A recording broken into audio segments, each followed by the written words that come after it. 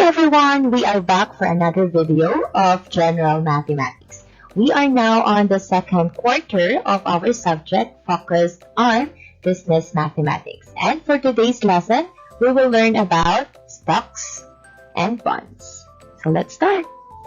Specifically, we will illustrate stocks and bonds, distinguish between stocks and bonds, describe the different markets for stocks and bonds, and analyze the different market indices for stocks and bonds.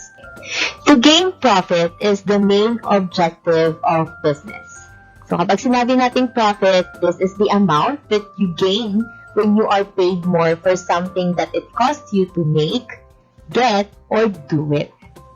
So it is a financial gain, especially the difference between the amount earned and the amount you spent in buying, operating, or producing something. So sa mga malalaking business, people invest in stocks and bonds. Stocks and bonds are certificates that are sold to raise money for starting a new company or for expanding an existing company. Kaya kung ikaw ay nagpaplanong magtayo ng sarili mong company, so you can use the etong stocks and bonds para makapag-likom ka ng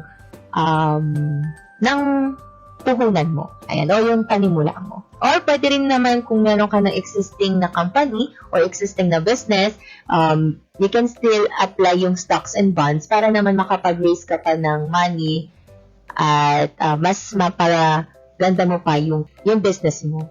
So, pwede kang magdagdag ng products or pwede rin na magkaroon ka ng mga branches. Ayan. Stocks and bonds are called securities and the people who buy them are called investors. Ayan. So, kung ikaw ang bumibili ng stocks or bonds, ang tawag sa'yo ay isang investor. Okay. Ayan nga. So, nabanggit na natin na ang isang business or company, kailangan nila ng pera para naman sila po ay lumago. Diba? Or patuloy na kumikita. So, to make their business bigger, gumagamit sila ng sarili nilang savings o kaya ginagamit nila yung kinikita din, yung existing na kinikita ng kumpanya. Or, manghiram ka ng pera sa isang lending institution. Or, pwede ka rin magbenta ng mga shares mo sa iyong capital stock. Yan. So, pwedeng sa savings and profit, manghiram ng pera, or magbenta ng stocks and bonds. Yan. So, unahin na muna natin yung discussion natin about stocks. So, ano nga ba ang stocks? Investors who buy the shares of the corporation from the bank are called shareholders or stockholders. Ayan. Siguro narinig nyo na yung stockholders or shareholders na yan. Sila po yung mamimili ng share ng isang corporation or company. Madalas, bumibili tayo o nag-i-invest tayo ng mga ganyan through banks, diba? Yan. And this is when the company gets its money to grow. A stockholder gets stock certificate showing the number of shares it represents. So, for example, itong situation ni Mrs. De La Cruz and ng Wenel Corporation. Si Mrs. De La Cruz, namili po siya ng 100 shares o 100 stocks sa capital stock ng Wenel Corporation. Yan. Since yung Wenel Corporation has issued 40,000 shares and Mrs. De La Cruz owns 100 shares. So, meaning, meron siyang around 0.25% ng Wenel Corporation. Ayan. And as a part owner of that corporation, Mrs. De La Cruz, syempre, is entitled to any profit that the corporation makes. And when the company decide to raise money by selling stocks, generally, nagpupunta sila sa mga big investments na banks. Tapos yung mga banko na yun, sila yung nag-handle ng initial public offering or yung tinatawag nating IPO bago siya maging available sa stock exchange. Ayan, di ba meron dito sa Pilipinas yung tinatawag nating PSE or Philippine Stocks Exchange. Ayan. So, each certificate is registered in the owner's name of the corporation. So, since si Mrs. De La Cruz ay namili na ng share niya sa stock na yon, she owns a part of the corporation. So, yung 0.25% ng corporation. The profit that the corporation gives to Mrs. De La Cruz is what we call the dividends. Yan. Dividends are usually paid quarterly, semi-annually, and annually. Pag sinabi natin quarterly, 4 na beses sa isang taon siya nakaka-receive ng dividend. Semi-annually, 2 beses sa isang taon. At yung annually naman is once a year. Pero may mga times din po kasi na walang dividend na binabayad. Pero, syempre, as shareholders, you still take the risk naman na maging part owner nung corporation na yon dahil alam niyo naman na nakakakuha ka lang talaga ng dividends kapag merong profit yung kumpanya. Okay? For every share, there is so-called par value. So, ayan po siya. It is usually printed to the certificate given to the shareholders or stockholders. The par value of a share of stock may be 1 peso, 10 pesos, 25 pesos, 50 peso, or so on. Any other value that the corporation may want to set. Sila kasi magsaset nun. So, halimbawa, itong winner company, corporation, ang sinet po nilang par value niya is 50 pesos per share ng stock. Ayan. So, kung namili si Mrs. De La Cruz ng 100 share at ang bawat share ay naghahalaga ng 50 pesos, ibig sabihin, ang total na in-invest ni Mrs. De La Cruz ay 5,000 pesos. Okay po? So, let's define the terms in relation to stocks. Ayan, again, yung stocks po is the share in the ownership of a company. Yung dividend, this is your share in the company's profit. Yung dividend per share, this is the ratio of the dividends to the number of shares. And then, the stock market, ito po, this is the place where the stocks can be bought or sold. The stock market in the Philippines is governed by the Philippine Stock Exchange. Ayan. So, maraming stock market naman available online. So, meron po sa mga bangko, sa Metro Bank, sa BPI, ayan mga yan. But, again, they are all governed by the PSE. Okay? Then, the market value. This is the current price of a stock at which it can be sold. Yun yung market value. Na halimbawa, gusto mo bumili na ngayon ng share mo sa isang company. So, kung ang halaga ngayon per share sa halimbawa, Jollibee is 125, yun yung kanyang market value. Stock yield ratio.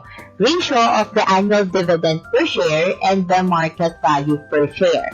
Also called the current stock yield. Yan. So, ipagda-divide mo lang yung annual dividend mo per share po yun at saka yung market value kasi lukuyang price po per share.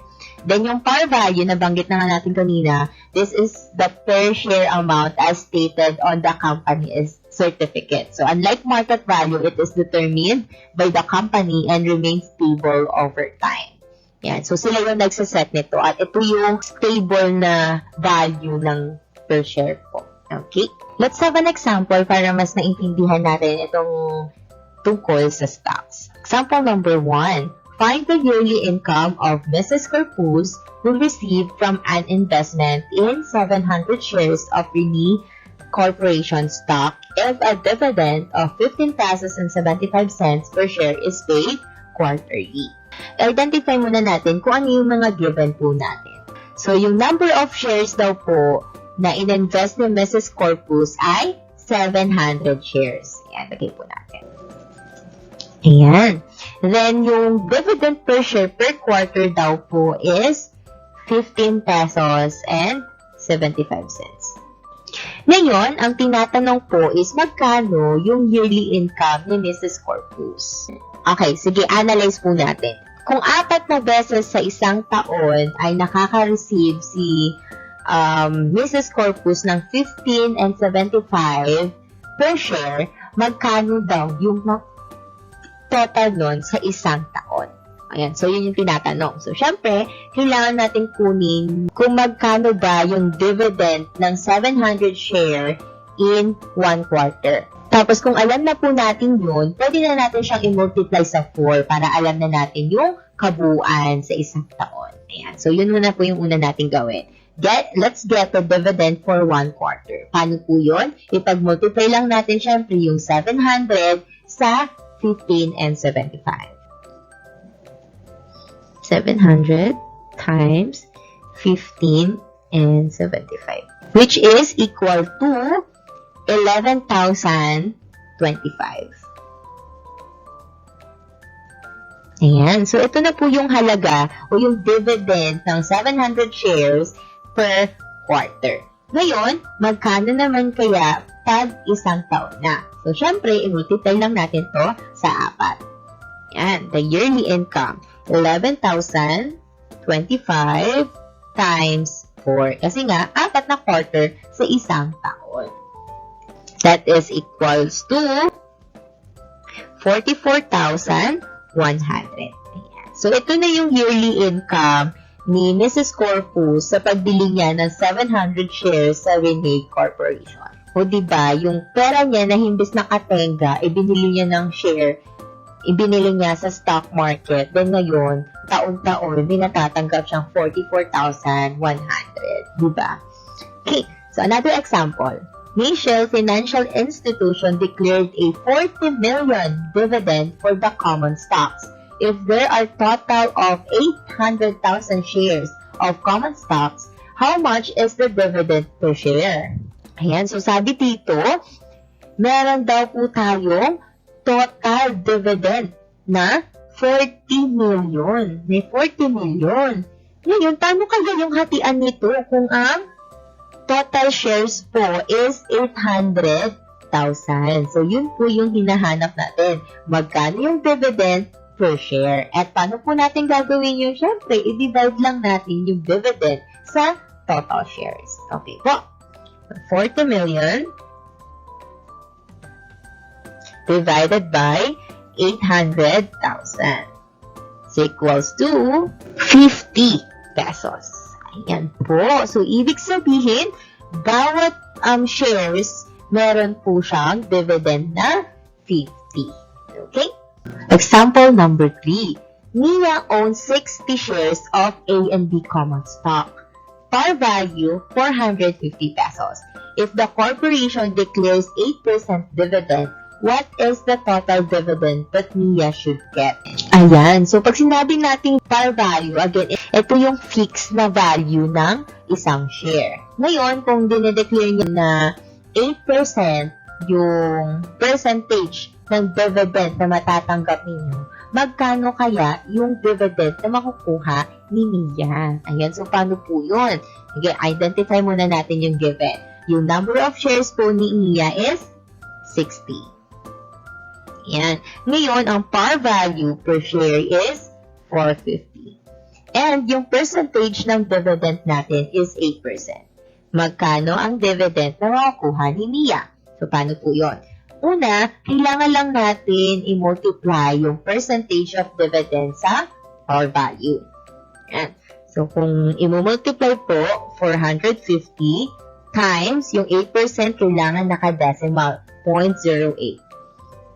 0.08 equals to 36. Ayan, 36 pesos. So, ibig sabihin, ang dividend per share is 36. Ngayon, kung alam mo na ang per share is 36, kaya-kaya na natin kunin yung total dividend ni Mia. Kasi, i-multiply na lang natin siya kung ilan yung share na pagmamay-ari ni Mia.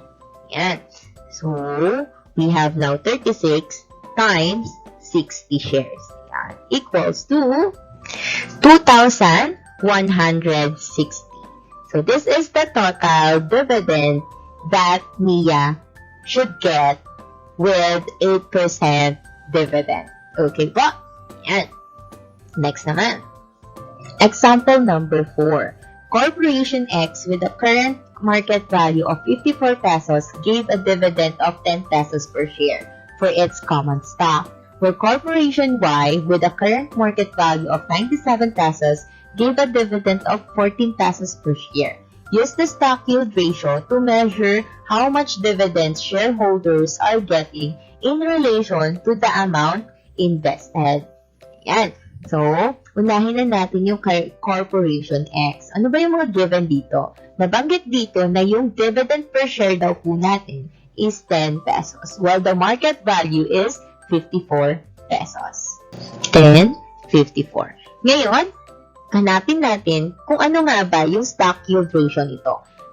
Kanina, dinefine po natin na ang stock yield ratio is the ratio of dividend per share and the market values. Pag-divide lang daw po natin ang 10 at 54 equals to 10 divided by 54. So that equals to 0.1852.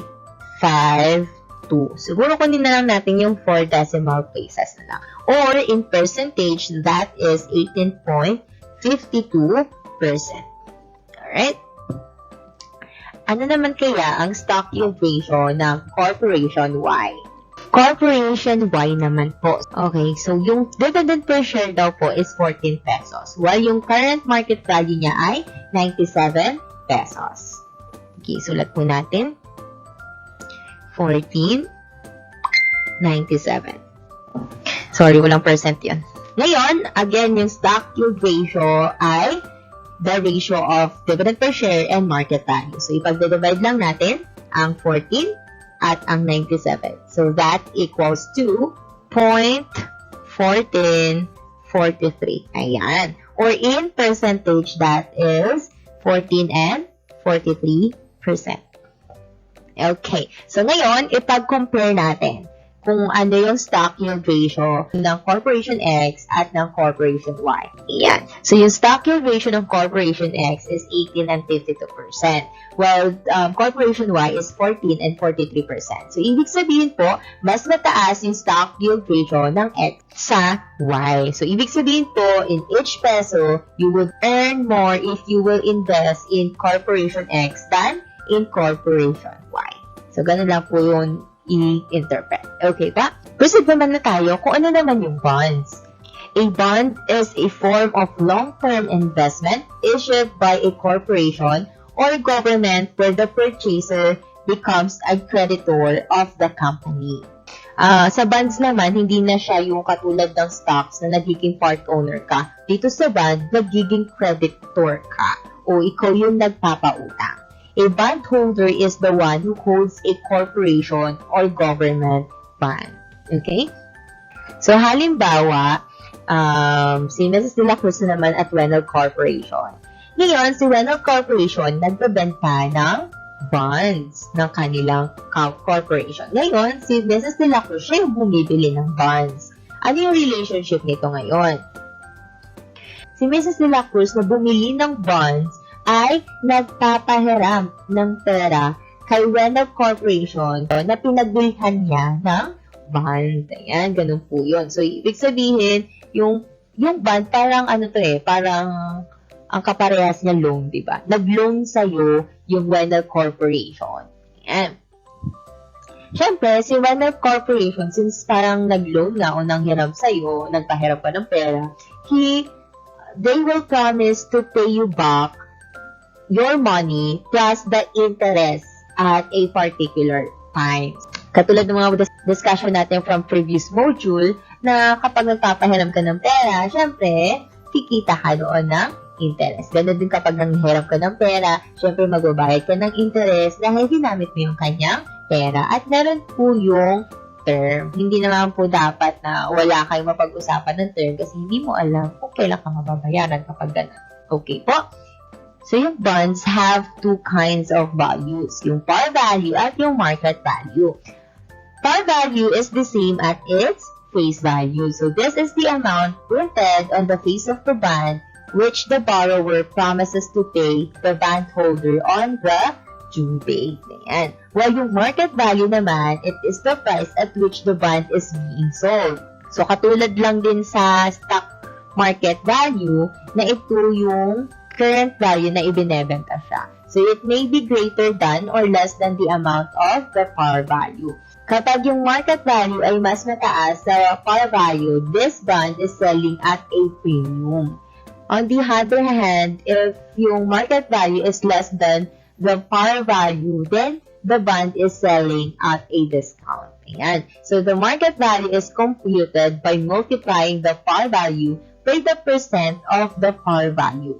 So, pakinote lang po, kapag may nakikita kayong 95 dyan, so, ibig sabihin lang po, 95% po yun. Kasi yun yung percent of the par value. Okay pa? So, let's have some examples of situations involving bonds. Ayan. Una muna, let's find the market price of 1,000 peso bond at each quoted price. Ayan. 95, 97, 102, and 106, and 1/4.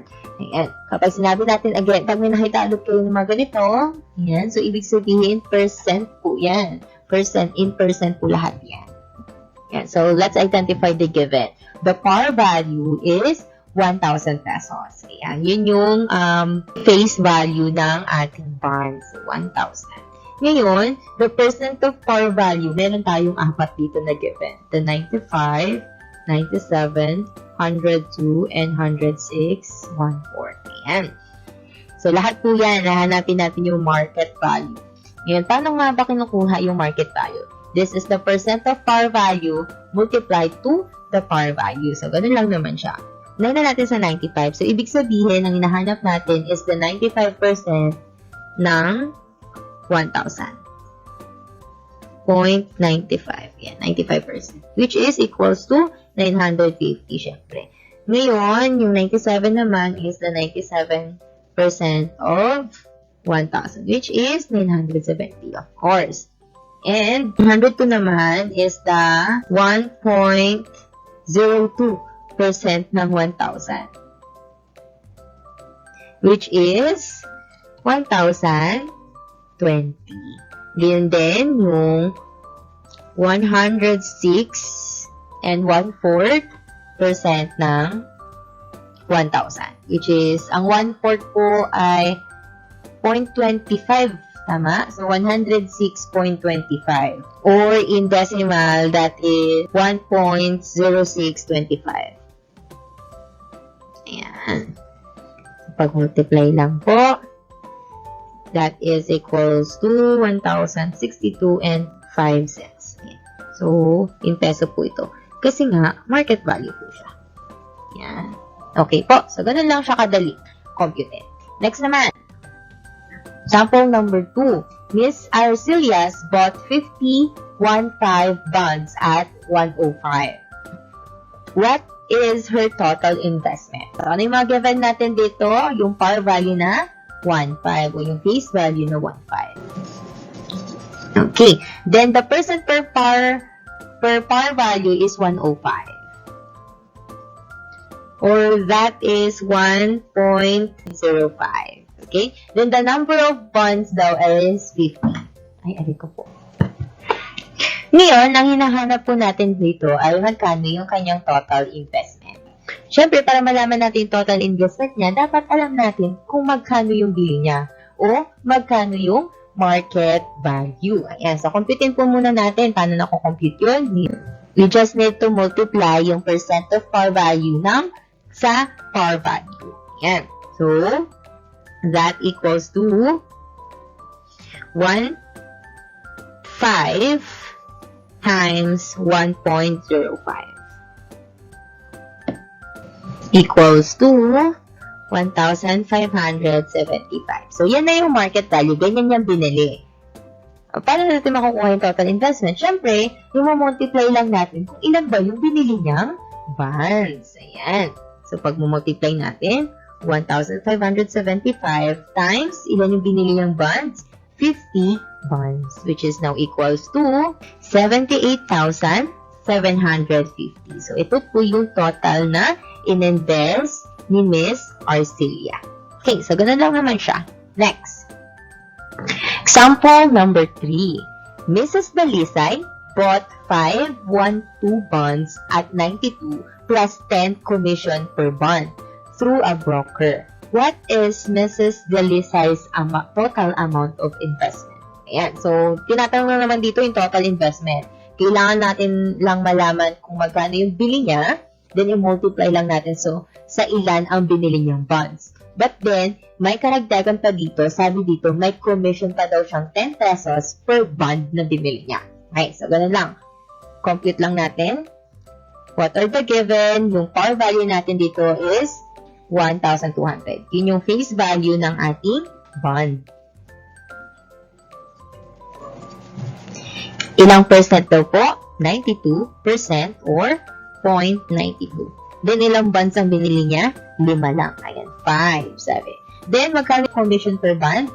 10 pesos. Okay, sige, mag-compute na tayo. Ayan, kunin muna natin yung market value para alam natin kung magkano lahat ng bili niya. Diba? So, we have 1,200 times 0.92, which is equals to 1,104. So, naka-discount siya nung bumili siya ng bond. Kasi sabi nga natin kanina, kapag mas mababas ang par value, naka-discount ka. Pero kung mas mahal, binili mo siya ng premium. Diba? Yan. Next, since alam na natin yung market value, i-multiply na natin ngayon siya sa 5 bonds. So, para malaman natin kung magkano yung market value ng 5 bonds na yun. So, 1,104 times 5. That equals to 5,520 pesos. Ayan. So, yun yung total na market value ng 5 bonds. Ngayon, magkano kaya total na in-invest niya? Bumili kasi siya sa broker. So, may commission yung broker na 10 pesos per bond. So, may additional na 10 pesos. Ngayon, magkano lahat ng commission? Ay, natakpan na. Magkano lahat ng commission? Pag multiply lang natin, since 5 yung bonds na yun, 5 times 10. Ayan, 10 pesos. So, that is equals to 50. Ngayon, yung total na ginastos po niya is, so, tatakpan. Sorry guys, ang laki pala ng sulat ko doon. Ulitin na. Hindi na natin siya maulit. But anyway, ipag-add lang natin, that is 5,520 plus yung commission ng broker na 50 pesos. Ang total na na-invest niya po is 5,570. So, yun lang. Ganun lang po siya. Okay po. Alright, so ano naman yung market indices for stocks and bonds or in singular index? Ano yung market index ng stock at ano yung market index ng bonds? Pag sinabi natin stock market index, it is an index that measures a stock market or a subset of the stock market that helps investors compare current price levels with the past prices to calculate market performance. Ayan. So, meron tong table or picture na makikita ninyo kung magkano kahapon, tapos magkano yung tinaas bukas, o yung mga past years, magkano yung mahalaga, pataas ba siya, o pababa. Yan. It is computed from the prices of the selected stocks to represent the general movement of the market prices. The up and down movement in percent change over time can indicate how the index is performing. So, kung pataas po yung picture ng stock market index, so ibig sabihin po, maganda yung performance. Like, maraming kita, kumbaga. Pero kung pababa, ayan, wala nang profit na kukuha yung company po siguro, or worst, baka naman na-bankrupt pa po yun. So, the index can be a standard by which investors can compare the performance of their stocks. A financial institution may want to compare its performance with those of others. This can be done by comparing with the financial index. Ayan. So, pwede mong magamit to, syempre, para makita mo kung ano yung mga stocks mo na tumataas, na malaki na yung kinikita, at sa mga stocks mo na hindi na kumikita, o nagne-negative pa nga, kumbaga. Yan. So, this is an example of a stock market index in table. Yan. So, makikita mo doon, summary na lang to. Kunwari, meron kang may mga company ka, ayan, stock markets, ayan siya. Halimbawa, meron kang 5 stocks company, ayan. So, we have the PSEI, Financial Holding Firms, Industrial and Mining. So, ang value na ngayon ng PSEI is 8,432 and 81 cents. Ayan. And yung change of index value from the Yung change naman, tapos yung change po is negative 13.65. So, meaning, ito yung change ng index value from the previous trading day. So, halimbawa, kahapon yung last na trading day. Pag negative, so, ibig sabihin, bumaba siya. Mas mababa siya kaysa kahapon. While the percent change naman, ito yung ratio ng change to value. Then, it is multiplied to 100 para, syempre, naka-percentage na siya. Yan. So, halimbawa, sa PSEI, yung negative 13, sige, sulat natin dito. PSEI, yung negative 13.65 na change, i-divide natin siya sa 8,432 and 81 cents. So, that equals to negative 0.160. So, ganun lang makompute yung percent change. Okay? Yan. Then, other way nga, sabi ko sa inyo, is through a picture, yung stock market index natin. So, familiar siguro kayo sa ganyan na mga picture. Mas madali kasi siya makita yung pagtaas at pagbaba niya. Siyempre, kapag namumula po siya, ibig sabihin bumababa, at kapag tumataas siya, ibig sabihin nag-green. Ganun din dito, ayan o. Tumaas siya dito, from here, tumaas siya, then bumababa na naman siya. So, ganun lang yung tignan yung stock market index naman. Ayan. So, magamit mo siya, syempre, kung sa tingin mo, bibili ka na ba ng stocks o wag muna. Syempre, kung mababa, bili ka na. Kung mababa, tapos tingin mong tataas pa siya, bumili ka na. Pero, risky pa rin, kasi hindi mo alam na baka nang pagbili mo sa mababang presyo, babagsak pa rin talaga siya.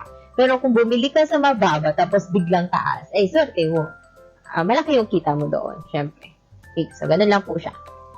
Next naman, bond market index. A bond market index is a method of measuring the value of a section of the bond market.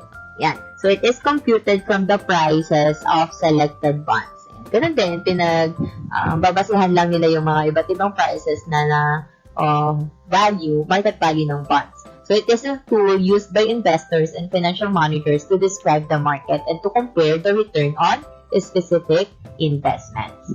So, yung main platform for bonds or fixed income securities dito sa Pilipinas is what we call the Philippine Billing and Exchange Corporation or PBEX. Kung sa stock market, we have the Philippine Stock Exchange. Ito, sa bonds naman, Philippine Billing and Exchange Corporation naman.